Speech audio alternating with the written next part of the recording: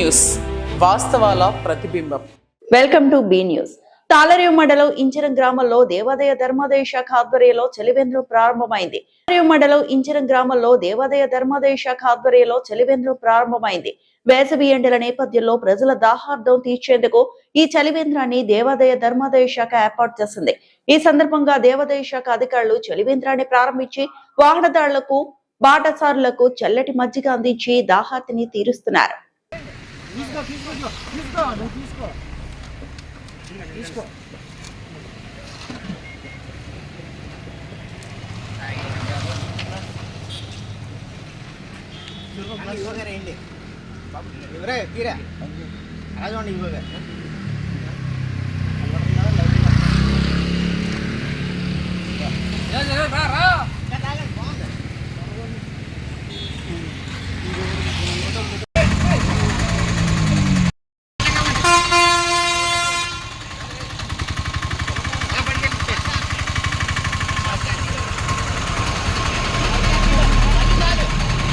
జిల్లాలో బ్రహ్మ విష్ణు మహేశ్వర క్రియేషన్స్ వారి నూతన సినిమా షూటింగ్ ప్రారంభమైంది.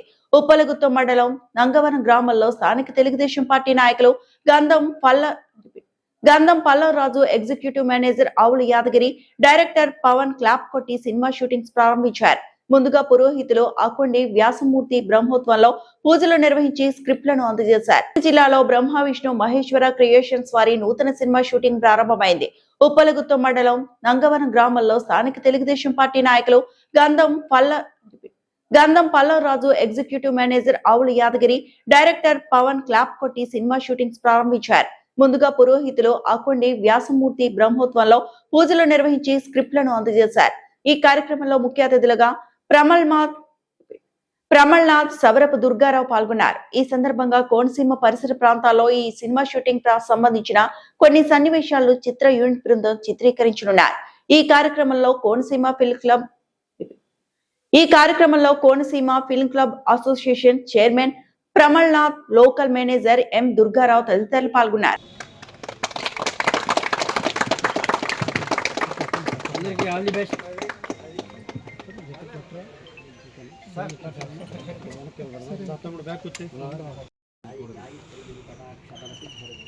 మహాగణాధిపతి సాయి గాయత్రి గురు కటాక్షబల సిద్ధిరస్తు. మహాగణాధిపతి సాయి గాయత్రి గురు కటాక్షబల సిద్ధిరస్తు. మహాగణాధిపతి సాయి గాయత్రి గురు కటాక్షబల సిద్ధిరస్తు.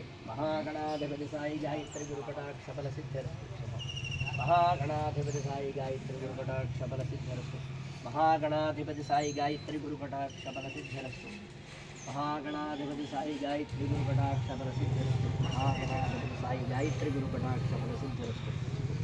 మహాగణాధిపతి సాయి గాయత్రి గురు కటాక్షబల సిద్ధిరస్తు. గణాధిపతి సాయి గాయత్రి గురు కటాక్షబల సిద్ధిరస్తు. శుభం. ఎందులుగా చూడండి అలాగా చూడండి.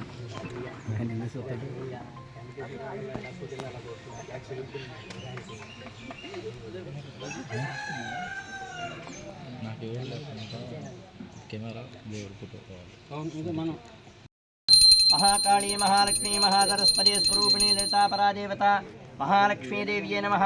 మహాగణాధిపతయే నమః. గణాధిపతి సాయి గాయత్రి గురుదేవతాభ్యో నమః. సమస్తదేవతాభ్యో నమః. పార్వతీ పరమేశ్వర దేవతాభ్యో నమః. ఆవాహిత సర్వాదేవతాభ్యో నమః. ఆనందకర్పూర నీరాజనందర్శయామి. నీరాజనానందరం శుద్ధ ఆచమనీయం సమర్పయామి. చక్షుస్సరసిధారయా కలుగుతుంది. ఆనందకర్పూర నీరాజనందర్శయామి. నీరాజనానందరం శుద్ధ ఆచమనీయం సమర్పయామి. చక్షుస్సరసిధారయా. హర నమః పార్వతీపతయే. హర హర మహాదేవ హర. 3 పర్యాయాలు ఒక మాటలు తిరగని పిల్లలందరూ కూడా యాని కాని చ పాపాని జన్మాంతర కృతాని చ తాని తాని ప్రణశ్యంతి ప్రదక్షిణ పదే పదే. ఇది పాపోహం పాపకర్మాహం పాపాత్మా పాపసంభవః త్రాహి మాం కృపయా దేవ శరణాగతవత్సల. అన్యదా శరణం నాస్తి త్వమేవ శరణం మమ. తస్మాత్ కార్యం కొత్తపేట నియోజకవర్గంలో ప్రసిద్ధ శ్రీ మందపల్లి మందేశ్వర శనీశ్వర స్వామి వారి ఆలయంలో అభివృద్ధి పనులకు నేడు శంకుస్థాపన కార్యక్రమం ఘనంగా నిర్వహించబడింది. దేవాదాయ ధర్మాదాయ శాఖ మంత్రి ఆనం రామనారాయణ రెడ్డి ముఖ్య అతిథిగా పాల్గొని ఆలయంలో 3 కోట్ల వ్యయంతో తైలాభిషేక మండపం నిర్మాణానికి అలాగే 1.20 కోట్లతో శాశ్వత అన్నదాన భవన నిర్మాణానికి శంకుస్థాపన చేశారు. కొత్తపేట నియోజకవర్గంలో ప్రసిద్ధ శ్రీ మందపల్లి మందేశ్వర శనీశ్వర స్వామి వారి ఆలయంలో అభివృద్ధి పనులకు నేడు శంకుస్థాపన కార్యక్రమం ఘనంగా నిర్వహించబడింది.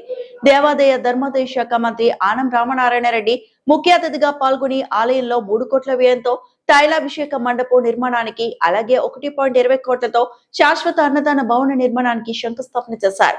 ఈ కార్యక్రమం కొత్తపేట నియోజకవర్గం ఎమ్మెల్యే బండారు సత్యానందరావు గారి అధ్యక్షతన జరిగింది. ఆలయానికి విచ్చేసిన మంత్రికి అర్చకులు పూర్ణ కుంభంతో స్వాగతం పలికారు. అనంతరం భవన నిర్మాణాల కోసం భూమి పూజ నిర్వహించి శిలాఫలకాన్ని ఆవిష్కరించారు. ఈ అభివృద్ధి కార్యక్రమాల ద్వారా భక్తులకు మరింత సౌకర్యాలు కల్పించబడడంతో పాటు ఆలయ ప్రాధాన్యం మరింత పెరుగుతుందని అధికారులు పేర్కొన్నారు.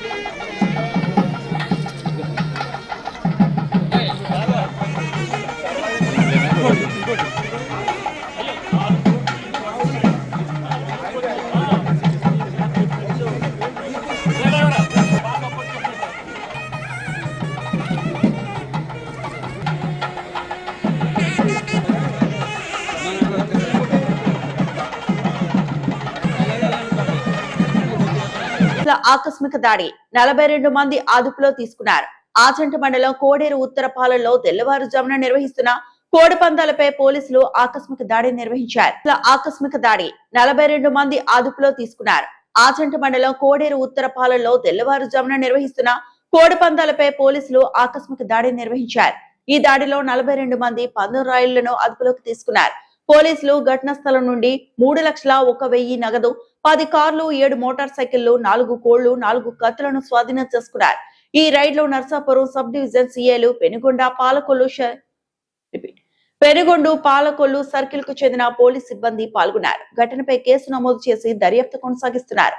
ఈ సందర్భంగా ఆచంట సబ్ ఇన్స్పెక్టర్ కట్టా వెంకటరమణ మాట్లాడుతూ అసాంఘిక కార్యకలాపాలకు ఎవరైనా పాల్పడితే ఎవరిని ఉపేక్షించం, చట్టపరమైన కఠిన చర్యలు తీసుకుంటామని హెచ్చరించారు.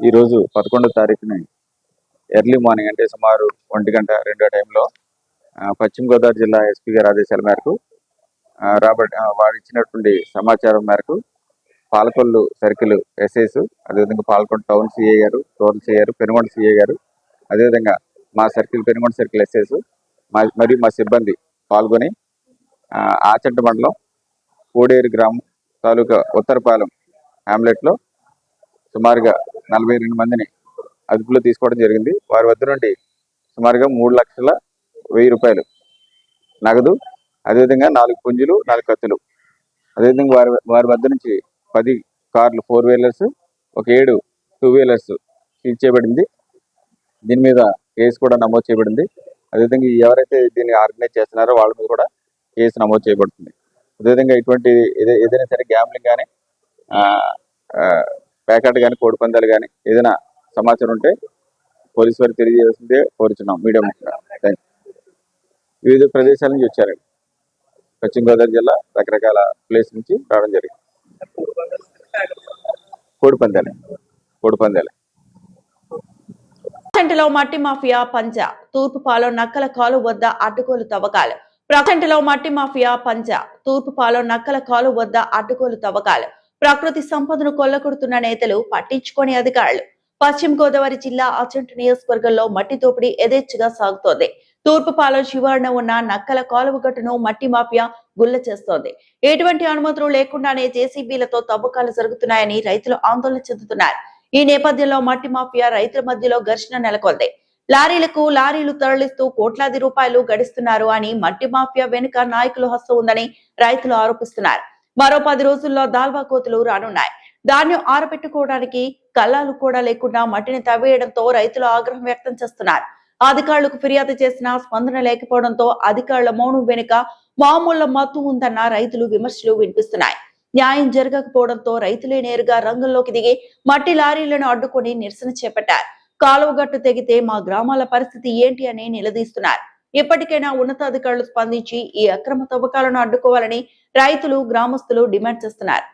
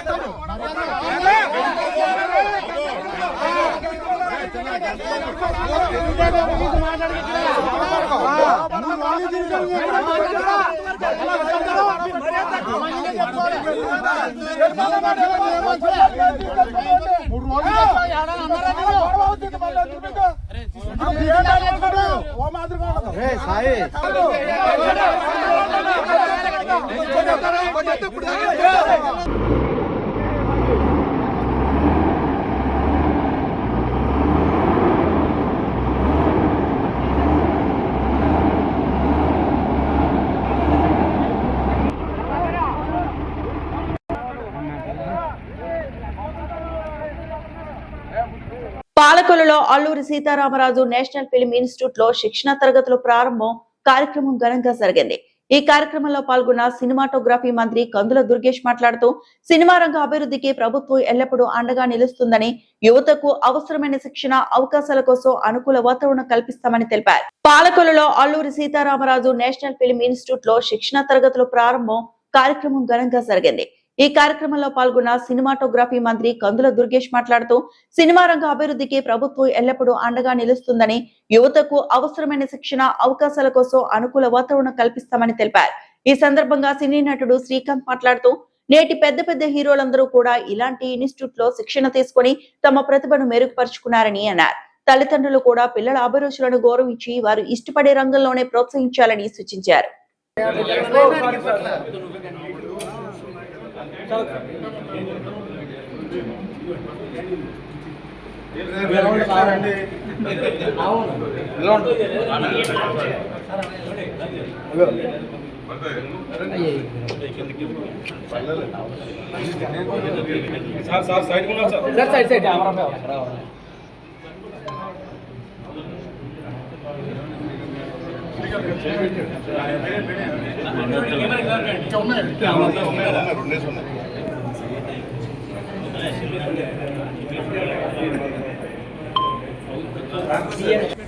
ఇందులో నేను 4 షూటింగ్లు చేశాను. బట్ ఇక్కడ చాలామంది ఆర్టిస్టులు ఇండస్ట్రీకి పరిచయం అయ్యారు అని మాకు అప్పుడే తెలుసు. చాలామంది డైరెక్టర్స్ ఫిల్మ్ నుంచి వెళ్ళిన వాళ్ళు, ఆర్టిస్టులు వెళ్ళిన వాళ్ళు, టెక్నీషియన్స్ కానీ, కెమెరా డిపార్ట్మెంట్ కానీ, వీళ్ళందరూ కూడా ఇక్కడ నుంచి వెళ్ళారు. కళలకు పుట్టినీళ్ళు అంటారు పాలకొల్లు అనేది. అటువంటి ఇక్కడ ఫిల్మ్ ఇన్స్టిట్యూట్ స్థాపించడం అనేది చాలా సంతోషం. నాకు చెప్పగానే చాలా హ్యాపీగా ఫీల్ అయ్యాను. ఎందుకంటే ఫస్ట్ టైం ఆంధ్రప్రదేశ్లో ఒక ఫిలిం ఇన్స్టిట్యూట్ అనేది ఒక పేరు అల్లూరి సీతారామరాజు నేషనల్ ఫిలిం ఇన్స్టిట్యూట్గా గుర్తుండిపోతుంది డెఫినెట్గా ఇక్కడ నుంచి. ఎందుకంటే ఒక ఆర్టిస్ట్ అవ్వాలంటే ఫస్ట్ స్టెప్ ఎక్కడి నుంచి చేయాలో చాలామందికి తెలియదు. నాకు కూడా ఒకప్పుడు తెలిసేది కాదు. కానీ మాకంటే సీనియర్స్ వాళ్ళు ఎక్కడెక్కడ ఏం చేశారు అనేది మేము తెలుసుకుని ఇప్పుడు చిరంజీవి గారు chamber film institute, Madras film institute నుంచి వచ్చారు. అలాగే రజనీకాంత్ గారు కానీ, రాజేంద్ర ప్రసాద్ గారు, ఇట్లా ఆ ఇన్స్టిట్యూట్లో చేరారు అనేపాటికి మేము కూడా దానికి ఇన్స్పైర్ అయ్యి నేను కూడా ఫిలిం ఇన్స్టిట్యూట్ చేయాలని నేను మధు ఫిలిం ఇన్స్టిట్యూట్లో నేను శిక్షణ చేసుకోవడం జరిగింది. అప్పుడు అసలు నాకు ఏమి స్టేజ్ మీద అలవాటు కానీ ఏమీ లేదు నాకు అసలు. అందరూ అనేవాళ్ళు నువ్వు ఎలా వెళ్తావు, నువ్వు ఎక్కువ మాట్లాడవు కదా, చాలా ఇంట్రోవర్ట్ నేను, ఎక్కువ మాట్లాడరు, డ్రామాలే లేదు స్కూల్లో కానీ కాలేజ్లో కానీ, నువ్వు ఎలా వెళ్తావు అన్నారు. కానీ ఆ ఇన్స్టిట్యూటే నన్ను ముందుకు తీసుకెళ్ళింది, ఆ ఫిలిం ఇన్స్టిట్యూట్ చేరడం. ఎందుకంటే ఒక ఫిలిం ఇన్స్టిట్యూట్ అనేది ఒక ఆర్టిస్ట్కి ఒక కాన్ఫిడెంట్ లెవెల్ని, ఒక బేసిక్ అనేది నేర్పుతుంది. ఆ బేసిక్ తెలుసుకోవాలి అంటే చాలామందికి ఇంట్రెస్ట్. ఇప్పుడు తల్లిదండ్రులకు ఒకటే చెప్తున్నాం, కొంతమంది ఆర్టిస్ట్ అవ్వాలని కొంతమందికి ఉంటుంది, టెక్నీషియన్ అవ్వాలని ఉంటుంది. వాళ్ళు చిన్నప్పటి నుంచి పెరిగే ఒకళ్ళు స్పోర్ట్స్ అవ్వాలని, డాక్టర్ అవ్వాలని, యాక్టర్ అవ్వాలని ఇట్లా ఉంటుంది. కాబట్టి ఆ పిల్లలకి ఏది ఇంట్రెస్ట్ ఉందో దాంట్లో చేర్పించడం అనేది చాలా ఇంపార్టెంట్. ఎందుకంటే వాళ్ళు దాని మీద కాన్సన్ట్రేట్ చేయగలరు. వాళ్ళకి ఇష్టం లేకుండా మీరు ఇది చేయండి అది చేయండి అని రుద్దడం కూడా తప్పు. ఎందుకంటే మా ఇంట్లో కూడా నన్ను వాళ్ళు అలా చేస్తుంటే నేను ఇక్కడ ఇండస్ట్రీలో ఇక్కడ ఉండేవాడిని కాదేమో. వాళ్ళు ఎంకరేజ్ చేయబట్టి నేను ఇక్కడ ఉన్నాను. సో డెఫినెట్గా మీరందరికీ ఈరోజు రాజా వన్నం రెడ్డి గారు ప్రిన్సిపల్, ఆయన చాలా సీనియర్ మోస్ట్. ఎందుకంటే క్షేమంగా వెళ్ళి లాభంగారెడ్డి అనే సినిమా డైరెక్టర్, నేను చేసిన సినిమాకి చాలా అనుభవజ్ఞులు. అలాగే చాలామంది ఇక్కడ పెద్దలందరూ వచ్చారు. వీళ్ళందరూ కూడా చాలా ఎక్స్పీరియన్స్. ఎందుకంటే వాళ్ళు ఎప్పుడు కూడా ఇన్స్టిట్యూట్ని ముందుకు తీసుకెళ్తాకి ఉంటారు. సో మీరందరూ కూడా ఇదేంటంటే చాలా హార్డ్ వర్క్. సినిమా ఇండస్ట్రీ అనేది చాలా హార్డ్ వర్క్తో కూడుకున్న పని. దానికి ఇష్టపడి కష్టపడి ఇక్కడికి వస్తే కనుక డెఫినెట్గా మీకు మీ రంగాల్లో డెఫినెట్గా మీరు ఓన్లీ యాక్టింగ్ అని కాదు, డైరెక్షన్ అని కాదు, కెమెరా డిపార్ట్మెంట్ వీళ్ళందరూ కూడా ముందుకు వెళ్ళొచ్చు. సో మరొకసారి ఇది విజయవంతం అవ్వాలి. ఆంధ్రప్రదేశ్లోనే ఇది ఒక ఫిలిం ఇన్స్టిట్యూట్ ఒక పెద్ద లెవెల్లో వెళ్ళాలని నేను మనస్ఫూర్తిగా కోరుకుంటూ ఆల్ ద బెస్ట్ చెప్తున్నాను అందరికీ. ఇక్కడ పాలకొల్లో నేను చేసినప్పుడు ఇక్కడే ఉన్నాడు గుడే జస్ట్ కెమెరామెన్ నాగబాబు. నాతో 3 సినిమాలు ఇక్కడే చేశారు ఆయన కెమెరామెన్గా. అలాగే ఇక్కడ చాలామంది నాని అందరూ చాలామంది ఉన్నారు ఇక్కడ నుంచి వచ్చిన వాళ్ళు. వెరీ హ్యాపీ అండి. సో ఈ ఇన్స్టిట్యూట్ డెఫినెట్గా మేము కూడా అప్పుడప్పుడు వస్తాము, వాళ్ళతో ఇంటరాక్ట్ అవుతూ ఉంటాం. ఆర్టిస్టులు ఇక్కడ చాలామంది, మీరందరూ మంచి ఆర్టిస్టులుగా ఎదగాలని మనస్ఫూర్తిగా కోరుకుంటూ సెలవు తీసుకుంటున్నాం. All the best. పోలవరం జిల్లా రంపచోడవరం పోలవరం జిల్లా అడ్డతీగలలో అంతర్రాష్ట్ర దొంగను అరెస్టు చేశారని ఏఎస్పీ బొడ్డు హేమంత్ తెలిపారు. పోలవరం జిల్లా రంపచోడవరం పోలవరం జిల్లా అడ్డతీగలలో అంతర్రాష్ట్ర దొంగను అరెస్టు చేశారని ఏఎస్పీ బొడ్డు హేమంత్ తెలిపారు. పోలవరం జిల్లా పరిధిలో సుమారు 13 దొంగతనాలకు మధ్య శివకుమార్ పాల్గొన్నారని తెలిపారు. దొంగతనాల్లో సుమారు 15 లక్షల విలువైన బంగారు, వెండి స్వాధీనం చేసుకున్నట్టు తెలిపారు. వాహన తనిఖీలు చేస్తున్న సమయంలో అనుమానాస్పదంగా ఉన్న వ్యక్తిని అరెస్టు చేసి దర్యాప్తు చేయగా జిల్లాలో దొంగతనాలు చేసినట్టు తెలిసిందని తెలిపారు. కానిస్టేబుల్ సురేంద్ర గారు. సో వీళ్ళ ఎఫర్ట్స్ అనేవి చాలా వెరీ గుడ్ కమెండబుల్ వర్క్ చేశారు. దానివల్ల ఈ 13 కేసులు అనేవి మనకి డిటెక్ట్ చేయడం జరిగింది. సో ఈ కేసుకి సంబంధించిన డీటెయిల్స్ అయితే ఇవి. ఈ వ్యక్తి పైన ఒక ప్రీవియస్ కేసు కూడా ఉంది. ఎక్కడండి? జగ్గంపేటలో లాస్ట్ ఇయర్ అతను దొంగతనం చేయడం మొదలు పెట్టాడు. ఇలాగే డే హౌస్ బ్రేకింగ్ కేసు లో అప్పుడు కూడా అతను పట్టుబడ్డాడు. ఇతను ఈ దొంగతనాలకు దొంగతనాలు చేయడానికి కారణం బెట్టింగ్ యాప్స్లో ఒక 3-4 సంవత్సరాల నుంచి ఇతను బెట్టింగ్ చేస్తున్నాడు. సో అందులో ఒకటి తర్వాత ఒకటి మనీ ఇన్వెస్ట్ చేసి లేదా కోల్పోయి ఆల్మోస్ట్ 5-6 లక్షల దాకా ఇతను కోల్పోయాడు. దానివల్ల మన దర్యాప్తులో తెలిసింది ఏంటంటే దానివల్ల ఇతను ఎకనామిక్ స్ట్రెస్ వల్ల ఈ దొంగతనాలు అనేది చేయడం జరిగింది. సో ఇదే వేదికగా మీకు ప్రజలకు కూడా మీ ద్వారా త్రూ మీడియా చెప్పాల్సింది ఒక విషయం ఉంది. సో ఇప్పుడు కరెంట్లీ ఐపీఎల్ సీజన్ కూడా నడుస్తుంది. క్రికెట్ బెట్టింగ్ అనేది త్రూ యాప్స్ అవి జరుగుతుంది. సో ఇట్లాంటి ఇల్లీగల్ యాక్టివిటీస్కి పాల్పడితే పోలవరం జిల్లా పోలీస్, ఏపీ పోలీస్ చాలా స్ట్రిక్ట్ యాక్షన్ అనేది తీసుకోవడం జరుగుతుంది. నాట్ జస్ట్ గ్యాంబ్లింగ్, ఈ బెట్టింగ్ కాదు.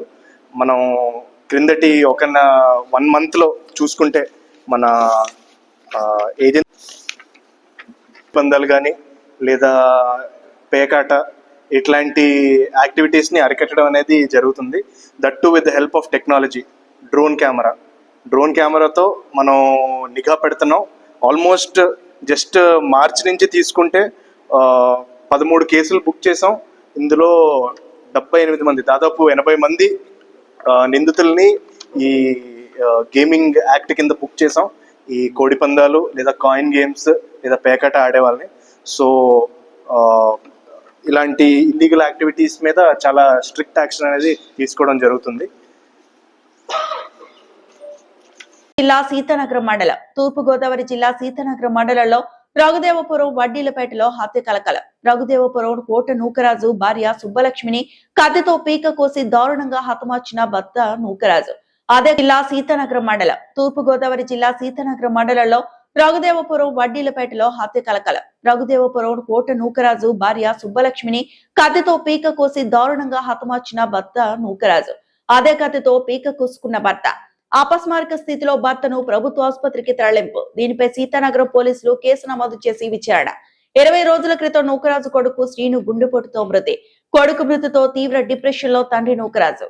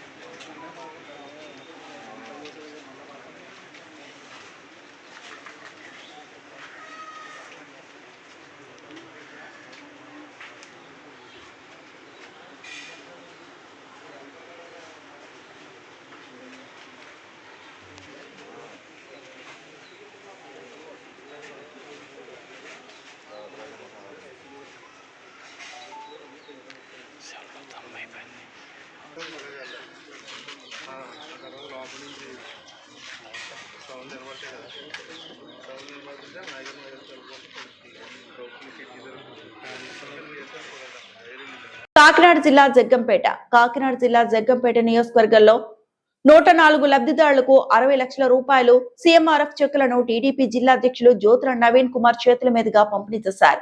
సోమవారం జగ్గంపేటలోని టీడీపీ కార్యాలయంలో జ్యోతుల నవీన్ మాట్లాడుతూ ఆపదలో ఉన్న వారికి అండగా సీఎం చంద్రబాబు నాయుడు నిలిచారన్నారు. ప్రజా సంక్షేమమే ధ్యేయంగా కూటమి ప్రభుత్వం పనిచేస్తోందన్నారు. కులం మతం చూడకుండా ఎమ్మెల్యే జ్యోతుల నెహ్రూ ముఖ్యమంత్రి సహాయ నిధి చెక్కులు తీసుకురావడం జరుగుతుందన్నారు. జగ్గంపేట నియోజకవర్గంలో 541 మందికి దాదాపు 15,50 లక్షల రూపాయలు ఇప్పటి వరకు ముఖ్యమంత్రి సహాయ నిధి ద్వారా పేదలకు లబ్ధి చేకూర్చామన్నారు. కాకినాడ జిల్లా జగ్గంపేట నియోజకవర్గంలో 104 లబ్ధిదారులకు 60 లక్షల రూపాయలు సీఎంఆర్ఎఫ్ చెక్కులను టీడీపీ జిల్లా అధ్యక్షులు జ్యోతుల నవీన్ కుమార్ చేతుల మీదుగా పంపిణీ చేశారు. సోమవారం జగ్గంపేటలోని టీడీపీ కార్యాలయంలో జ్యోతుల నవీన్ మాట్లాడుతూ ఆపదలో ఉన్న వారికి అండగా సీఎం చంద్రబాబు నాయుడు నిలిచారన్నారు. ప్రజా సంక్షేమమే ధ్యేయంగా కూటమి ప్రభుత్వం పనిచేస్తోందన్నారు. కులం మతం చూడకుండా ఎమ్మెల్యే జ్యోతుల నెహ్రూ ముఖ్యమంత్రి సహాయ నిధి చెక్కులు తీసుకురావడం జరుగుతుందన్నారు. జగ్గంపేట నియోజకవర్గంలో 541 మందికి దాదాపు 15,50 లక్షల రూపాయలు ఇప్పటి వరకు ముఖ్యమంత్రి సహాయ నిధి ద్వారా పేదలకు లబ్ధి చేకూర్చామన్నారు. అవసరం బాబు అన్న వాళ్ళు ప్రతి ఒక్కరికి కూడా ఆ పేపర్స్ ఇచ్చిన విధానాన్ని బట్టి మనం చేయించడం జరుగుతుంది. దానిలో కూడా చాలా మంది కోపం వేస్తున్నారు. ఎవరో కాదాళ్ళు మా నాయకులే, మా మా కుటుంబం అంటే పరిసెచ్చేవాళ్ళే. నాకు చెప్పకుండా ఎందుకు వచ్చారు అని వాళ్ళు కూడా ఇక్కడికి రావడం మానేసి వచ్చే పరిస్థితి. అసలు సీఎంఆర్ఎఫ్ చెక్కుల్లో మా నాయకులందరినీ కూడా కోరుకునేది, విన్నవించుకునేది ఒకటే, ఆరోగ్యం విషయంలో మాత్రం పార్టీలకు అతీతంగా, కుల మతాలకు అతీతంగా మనం చేసి తీరుదాం, చేస్తాం. మీరు కోపం ఎంచుకున్నా సరే, మిమ్మల్ని బతిమాలుకున్నా వాళ్ళకి చేసి తీరుతాం. కానీ ఆరోగ్య విషయంలో మాత్రం అశ్రద్ధ మాత్రం చెయ్యొద్దు. ఎందుకంటే ఒక పెళ్లి చేయాలంటే మన దగ్గర డబ్బును బట్టి మనం చేసే స్థాయి ఉంటుంది. ఒక ఇల్లు కట్టుకోవాలంటే మన దగ్గర డబ్బును బట్టి మనం కట్టుకునే స్థాయి ఉంటుంది. ఏది చేసుకోవాలన్నా, ఒక ఫంక్షన్ చేసుకోవాలంటే మన స్థితిగతులను బట్టి ఉంటుంది. కానీ మనిషికి అనారోగ్యం అన్నది ఎవరికి చెప్పి రాదు. ధనవంతుడికి అదే చెప్పొస్తుంది, జేబులో ₹1 లేనోడికి కూడా అదే అనారోగ్యం వస్తుంది. కాబట్టి దాంట్లో దయ ఉంచి పార్టీలు కానీ, కులాలు కానీ, మతాలు కానీ ఎవరు కూడా చూడొద్దు. ఈ రోజు వరకు కూడా 531 కుటుంబాలకి జ్యోతుల్ నెహ్రూ గారు చెక్కు తీసుకొచ్చి ఇవ్వడం జరిగింది. నేను చాలా ఈజీగా పనిచేసి ఫోటోలు తీయించుకుంటున్నాను. కానీ ఒక్క చెక్కు రావడానికి అక్కడ డాక్టర్ల కమిటీ 5 ఉంటారు. మన ఆరోగ్య పరిస్థితిని, మనం సబ్మిట్ చేసిన బిల్లులు అవన్నీ చూసి వాళ్ళకి ఎంత ఇవ్వాలి అనేది వాళ్ళు డిసైడ్ చేస్తారు. వాళ్ళు అలాంటి 5 డస్కులు 5-6 దాటితే గాని చెక్ సైన్కి వెళ్ళదు. కొన్ని సందర్భాల్లో ఆ చెక్ విషయంలో కూడా ఇబ్బంది వస్తుంది, సరైన పేపర్లు సబ్మిట్ చేయలేక. అది కూడా మళ్ళీ సీఎం గారిని బతిమాలుకుని చేయించిన పరిస్థితులు ఎన్నో.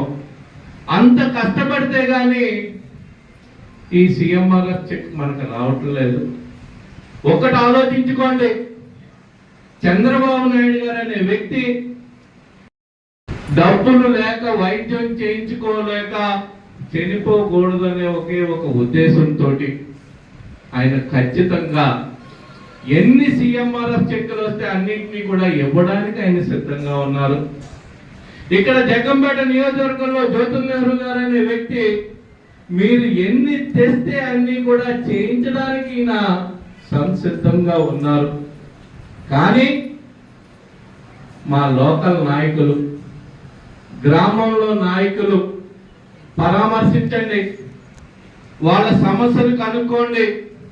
తెచ్చే దమ్మున్న నాయకుడు మన జ్యోతుల్ నెహ్రూ గారు ఉన్నారు, ఇచ్చే నాయకుడు చంద్రబాబు నాయుడు గారు ఉన్నారు. కాబట్టి ఎన్ని ఎక్కువైనా సరే తేగలం. కాబట్టి వాళ్ళ సమస్యలు కనుక్కుని మనం వాటిని తెచ్చిన రోజునే దీనికి సార్థకత ఉంటుందని పదే మా నాయకులను విన్నవించుకుంటూ, అదేవిధంగా ఎవరైతే ఈ చెక్కులు పొందారో మీరు కూడా చెప్పండి, అమ్మా పలానా చంద్రబాబు నాయుడు గారు, పలానా జ్యోతుల్ నెహ్రూ గారు మనకు ఆర్థిక సహాయం చేస్తున్నారు. మన లోకల్గా నాయకుల్ని అప్రోచ్ అయ్యి మనం వాళ్ళు అడిగి వాళ్ళని తీసుకుని వెళ్ళి చేయించుకుందామని మీరు కూడా చెప్పాల్సిన అవసరం ఉంది. ఎందుకంటే మీరు సహాయం పొందారు, అదే సహాయం కూడా చేస్తే మీకు అంత ఆత్మసంతృప్తి. ఒక్కసారి ఆలోచించుకోండి. మీరు తను వాళ్ళకి ఆర్థికంగా సహాయం చేయలేకపోవచ్చు, ఒక మాట సహాయంతో వాళ్ళకి ఆర్థికంగా సహాయం చేసేవంటే జీవితాంతం పలానా వ్యక్తిని మనం కాపాడమనే ఉన్న సంతృప్తి అన్నది ఉన్నారు. చూశారు, అది ఎవరు ఎన్ని వేల కోట్లు ఇచ్చినా కొనలేంది. కాబట్టి మీ యొక్క సహాయం కూడా అందించాల్సిన అవసరం ఉంది, 10 మందికి చెప్పాల్సిన అవసరం ఉంది. కాబట్టి దాన్ని అందరూ కూడా కలిసికట్టుగా మన జగ్గంపేట నియోజకవర్గంలో కార్పొరేట్ స్థాయి వైద్యాన్ని అందించే వరకు కూడా ఈ సీఎంఆర్ఎఫ్ చెక్కుల ద్వారా అందరికీ కూడా ఉపయోగపడాలని మనస్ఫూర్తిగా కోరుకుంటూ మీ అందరూ దానికి సహాయం చెయ్యాలి, చేస్తారని మనస్ఫూర్తిగా కోరుకుంటూ మీ అందరి దగ్గర సెలవు తీసుకుంటాను. Thank you very much.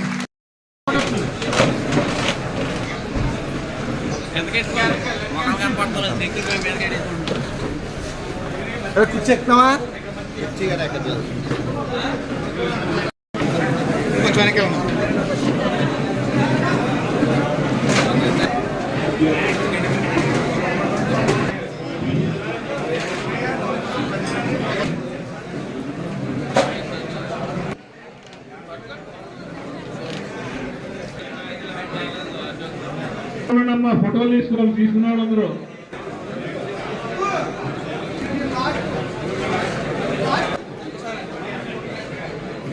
అక్కడ దయమణి చెక్కులు తీసుకున్నాడు.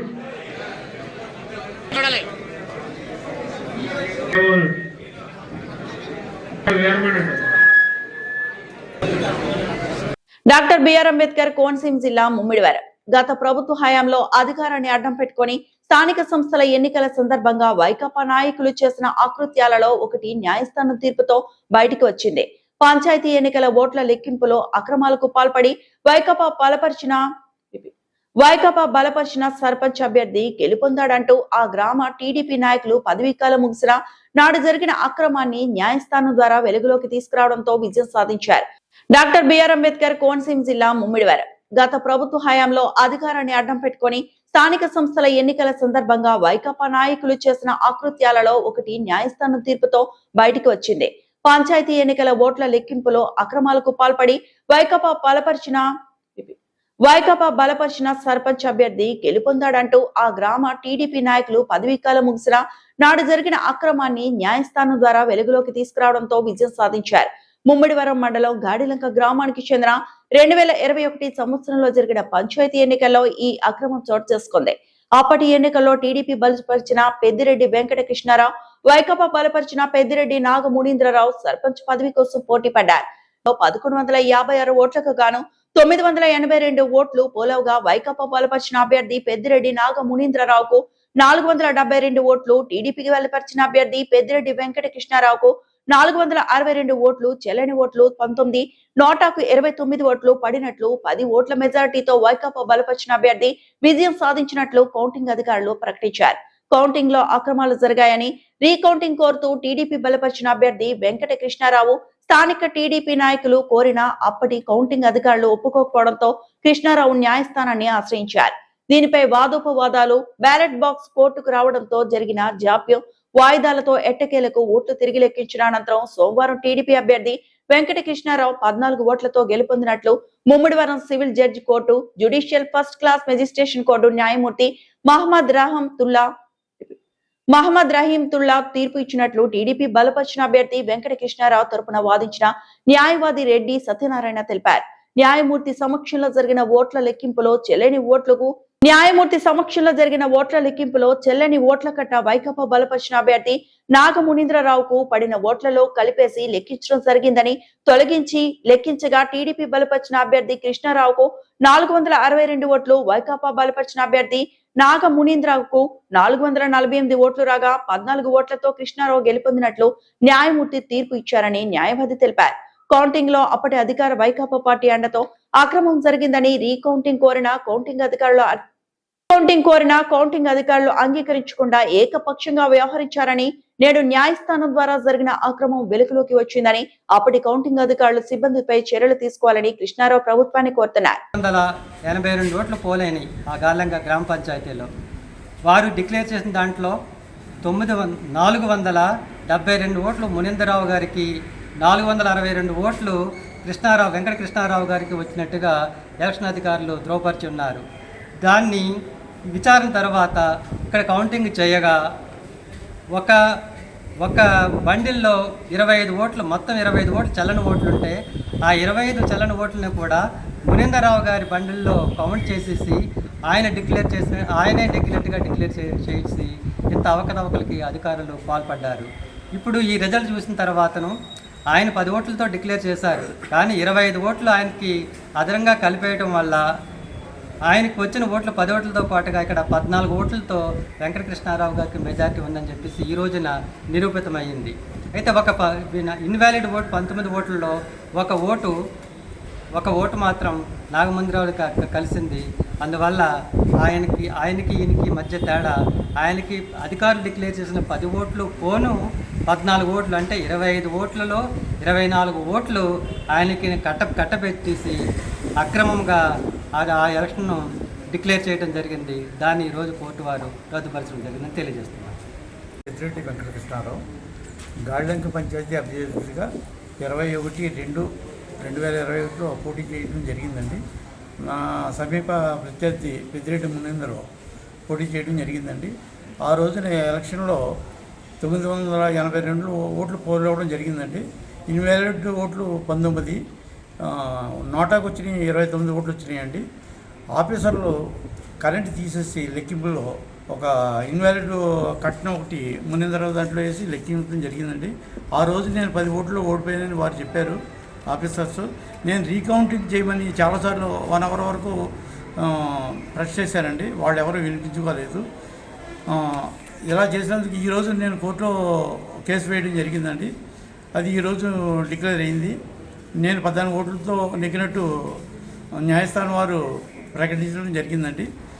ఇలా మోసం చేసినందుకు ఆఫీసర్ల మీద తగిన చర్య చేసుకోవాలని అందరినీ కోరుతున్నాను. ఈ వార్తలు ఇంతటితో సమాప్తం.